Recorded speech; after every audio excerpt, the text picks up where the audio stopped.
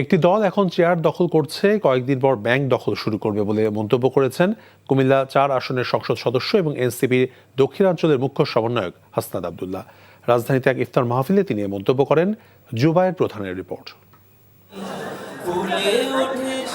নবম রমজানে রাজধানীর শাহজাহানপুরের রেলওয়ে অফিসার্স ক্লাবে ইফতারের এমন আয়োজন পিরোজপুর ১ আসনের নবনির্বাচিত সংসদ সদস্য মাসুদ সাইদির উদ্যোগে। ঢাকায় বসবাসরত পিরোজপুর সদর, নাজিরপুর এবং জিয়ানগরবাসীর সম্মানে এই ইফতার আয়োজনে হাসনাত আব্দুল্লাহ সহ অংশ নেন ৪ জন সংসদ সদস্য। ইফতার ও দোয়া মাহফিলে কুমিল্লা ৪ আসনের সংসদ সদস্য হাসনাত আব্দুল্লাহ রমজান থেকে শিক্ষা নিয়ে রাষ্ট্রীয় অর্থ এবং চাঁদাবাজি থেকে রাজনৈতিক দলগুলোকে সংযমী হওয়ার আহ্বান জানান। কিছু দল আছে যারা চাঁদাবাজে যুক্ত, দুর্নীতিতে যুক্ত, যারা বিভিন্ন দখলে যুক্ত, যারা মব সৃষ্টি করে ব্যাংক দখল করে, তারা বিভিন্ন ব্যাংক দখল করে এখন চেয়ার দখল করছে, কিছুদিন পরে ব্যাংক দখল করবে।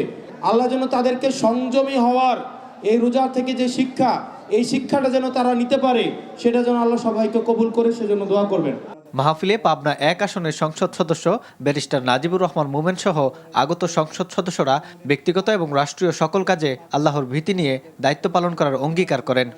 রাষ্ট্রীয় অর্থনৈতিক সকল কাজে কর্মে আল্লাহর ভীতি প্রদর্শন করতে পারি, আল্লাহকে হাজির নাজির জেনে আমাদের দায়িত্ব পালন করতে পারি, আমাদের কর্তব্য পালন করতে পারি, এই তাকওয়ার গুণাবলী অর্জন করতে হবে আমাদেরকে এই মাহে রমজানে।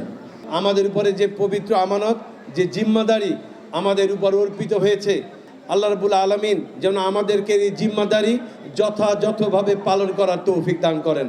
ইফতার মাহফিলে মাওলানা কামাল উদ্দিন জাফরি দোয়া মোনাজাতে দেশবাসীর কল্যাণ কামনা করেন। জুবায়ের প্রধান, এনটিভি নিউজ, ঢাকা।